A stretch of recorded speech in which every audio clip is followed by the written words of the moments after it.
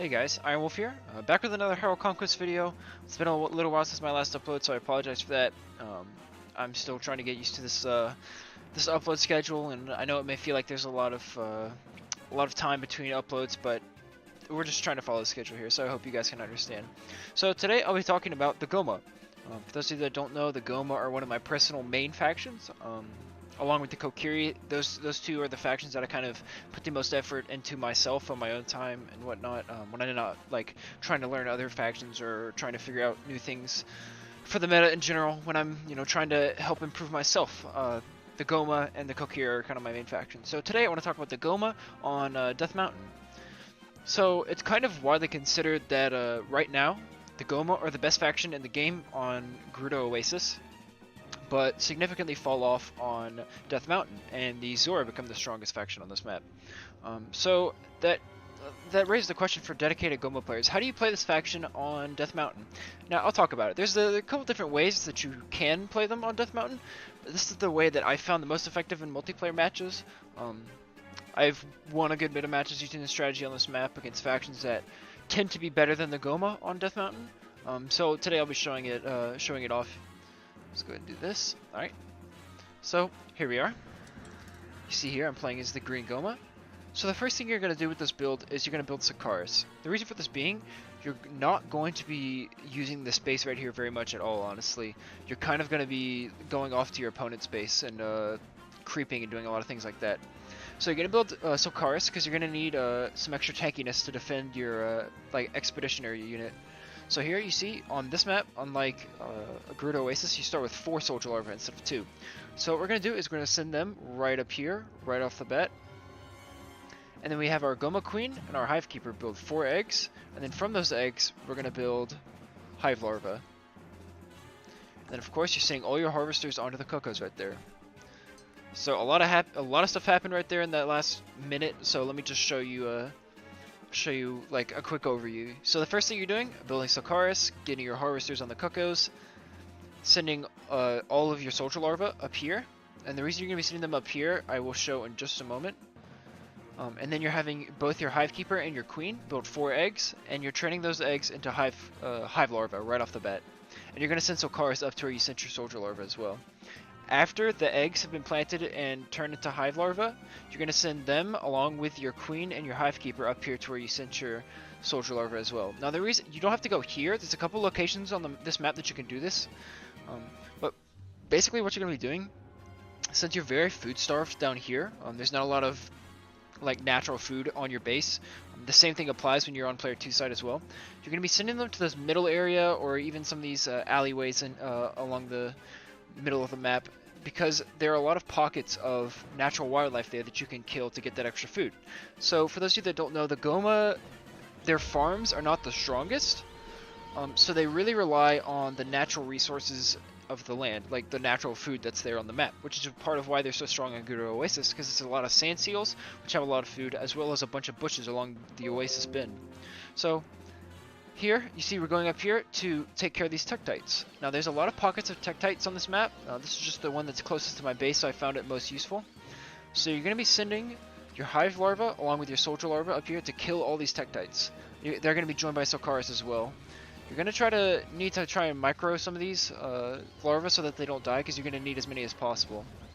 So your Queen's going to plant a couple eggs up here as well. But what you're mainly going to be trying to do is get an extractor up as soon as possible.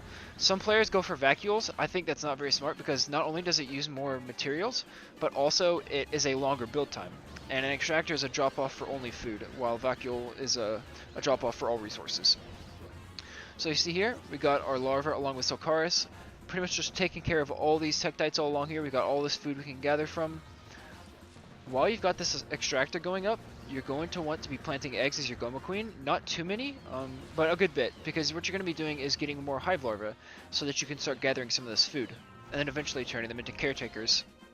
You're also going to be using a lot of soldier larvae with this build as well. You see here we got all these hive larvae. We're going to be gathering some of this food in just a moment. So you see there we took care of all these Tektites right here. You can do it at this little group. There's another one right there. Some right here, more up here. I think there's one over here. but this is just the one that I personally like to use a couple times, like when I was using this build. But once you get this extractor up, you're going to want to use your hive keeper to help with these eggs as well.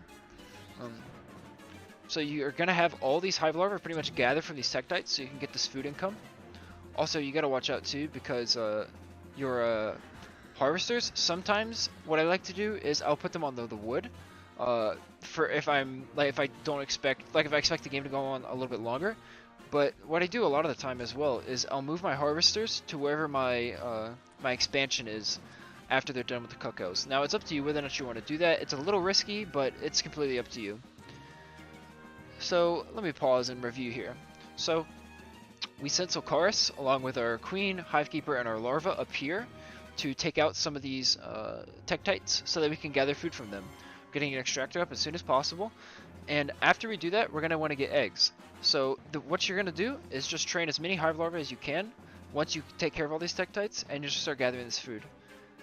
Now after that, you're going to take all your soldier larvae along with Solkaris, and you can even throw some hive larvae in there as well. I took these ones because I'm about to turn them into caretakers, but I'm taking like a small force and we're going to start going towards our opponent's base to harass. Now, if you notice the timer up here, this build takes a little bit longer than the other one, which is kind of why it's less effective than the strategies that you see on Gerudo Oasis. But it's still an effective strategy nonetheless, and it's definitely one of the better strategies that you can use as the Gohma on this map in a viable, setting. So you see here, turning these into caretakers, we're going to move our entire force towards our opponent's base, just gathering all this food right here and getting a bunch of eggs. You're going to want to turn some of these into soldier larvae as well, as opposed to all hive larvae, because the reason for that is you're going to gather this food right here very fast, and soldier larvae are better than hive larvae in just like raw combat skills. Of course, you're going to be upgrading the hive larvae into caretakers when you can, but throwing a good bit of soldier larvae in there as well is really handy. So you see here, our opponent's base is like right here. You see the outline. But we're just gathering all this food right here. Sometimes what I'll do if I send my harvesters onto the wood, it's matchup dependent, or it's more so actually just dependent on how I'm feeling. But if I send my harvesters onto the wood, once I get a bunch of eggs and whatnot up here, I usually send my hivekeeper back here to start building some farms and other things, so I can, even though they're not effective, still get some sort of food income. You see here, we're attacking our opponent's base already, destroying this housing. They're gonna try to defend against it. You see here, we got a bunch of soldier larvae along with some hive larvae we're sending over there as well, because we've gathered pretty much most of this food already. You gather this food very, very fast, because the tektites don't have a lot of food, but it's your best bet for natural food. So you're going to be using your hive larvae at this point a lot. But you see we're sending a whole bunch more over there, along with these ones. Be upgrading into caretakers as soon as we have the food too, basically. That's what you're going to be doing. So you see here we got all these caretakers with Solkaris. We did lose our soldier larvae on there. That's unfortunate, but you can usually try to micro those a little bit better. You're going to be turning some of these hive larvae into caretakers as they go over here. Plus you have all these soldier larvae as well to help out with Solkaris and taking over buildings and whatnot, like you see here with this house. You're not going to want to take every building over, but you're going to take over a lot, because you're going to want to have your caretakers mostly focus on taking care of their civic center or any other like units that may be an issue. You see here, still planting some eggs. So we've got this entire force on our opponent's base right here. We've got all this before the 6-minute mark. Now against a lot of factions, this is very good. Some factions can do a lot more things against this, but this is still very difficult to deal with. You really have to adjust your entire strategy to differently if you want to try and beat this. But you see here we've got 8 caretakers along with these hive larvae and soldier larvae. We're going to be gradually turning these hive larvae into caretakers as we have the resources. You see we're just taking care of this farm right here, getting our caretakers to focus on the civic center right there. And yeah, so this is pretty much the strategy. I'll speed it up so you guys can see, but we're pretty much just destroying our opponent's base at this point. Make sure you don't get your soldier larvae too close to their civic center, or they will just completely melt away. Oh yeah, this extractor was an accident, so just completely ignore that. But you see here, the civic center is about to go down. We're pretty much destroying all the defenses they have. Any soldiers that try to mount any kind of defense, we're just taking them out with Solkaris along with their soldier larvae. You can probably go for Agatha as well with this strategy, honestly, because she buffs the larva, and since you'll have such a large amount of larva with the strategy, compared to classic caretaker rushes, you're definitely that buff will be handy. But yeah, so at this point, it's pretty much game. We got 10 caretakers along with these larvae right here. So basically, the best way to describe the strategy is just a delayed caretaker rush with a lot of soldier larvae thrown in there. It's not as effective as the one on Gerudo Desert, of course, because this map is a lot bigger and there's not as much natural food, but it's still an effective strategy. And I know there's a couple of dedicated Gohma players out there, and despite the fact that this faction is not the greatest on this map, they can still win. They still have a lot of really good viable options. They're still a very strong faction on this map, even though they're not the best in the game. I do believe that the Zora are the best in the game on Death Mountain, but I definitely think that the Gohma still definitely have some options on this map. So I really hope this video can help some of you, like aspiring Gohma players, trying to, learn this faction and all the intricacies and the little different, very specific strategies for different maps and whatnot. So I really hope it helps you guys. I'll be sure to leave a link to my Discord in the description. You guys can join that if you haven't already. We discuss Hyrule Conquest and strategies and stuff like that all the time.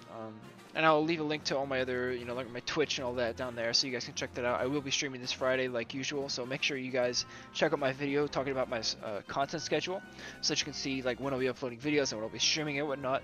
So anyway, hope you guys enjoyed this. Until then, I'll see you guys next time.